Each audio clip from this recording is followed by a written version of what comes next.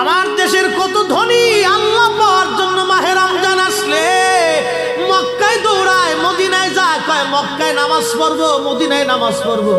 এক রাকাত নামাজে 1 লক্ষ রাকাতের সওয়াব, এক রাকাত নামাজে 50,000 রাকাতের সওয়াব।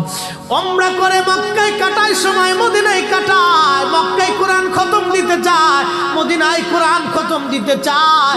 সওয়াব মাহে রমজানে অগণিত সওয়াবের আশায় ব্যক্তিগুলি আল্লাহর ঘরে হাজিরা দেয়, কিন্তু বাড়ির পাশে গ্রামের কত গরিব মানুষ টাকার অভাবে বাবা ভালো ইফতার করতে পারে না, টাকার অভাবে কত মা ভালো সেহরি করে রোজা রাখতে পারে না। এই ধনীরা এই গরিব মানুষের ঘরে খাবার না দিয়ে আল্লাহরে পাওয়ার জন্য মক্কা মদিনায় দৌড়ায়। আল্লাহ ডাক দেখো, বান্দা একবার মরে দেখ, কায়দা মতো জুতা দিয়ে পিটামো, আমার বান্দারা না খেয়ে ইফতার করবে, আর তুই আল্লাহ পাওয়ার জন্য মক্কায় আইছো, এমন আল্লাহ আমি ধরা দেব না।